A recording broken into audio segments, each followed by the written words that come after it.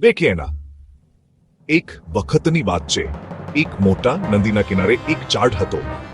એ ઝાડ પર એક વાંદરો રહેતો હતો. એ ખૂબ ચુસ્ત અને સમજદાર હતો. રોજે એ ઝાડ પર બેઠો મેથાન રસીલા જાંબુફળો ખાય અને મજા માને. એક ટીમ બૂતનાથ એ જાંબુફળો રોજ એક મગર માટે પણ લઈ જતો, જે નદીમાં રહેતો હતો. વાંદરા અને મગર વચ્ચે સારી દોસ્તી થઈ ગઈ હતી. એક દિવસ મગરે જાંબુફળ ઠારેલી જેને પોતાની પત્નીને આપ્યા. મગરની પત્નીને જાંબુફળો ગમ્યા અને તેને વિચાર કર્યો, જો વાંદરો એવું મીઠું મીઠું ફળ રોજે ખાય છે તો તેનો કાળજું કેટલું મીઠું હશે. તેને પત્નીને કહ્યું, મારે એ વાંદરાનું કાળજું ખાવું છે.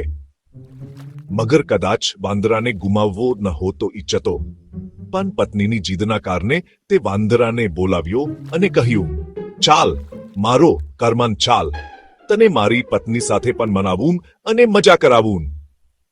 વાંદરો ખુશ થઈ ગયો અને મગરની પીતસ પર બેસી ગયો.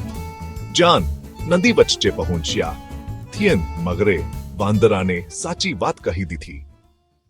ટેકટુમમ થિયે વાંદરો ભયભીત થયો, પણ તે સમજદાર હતો.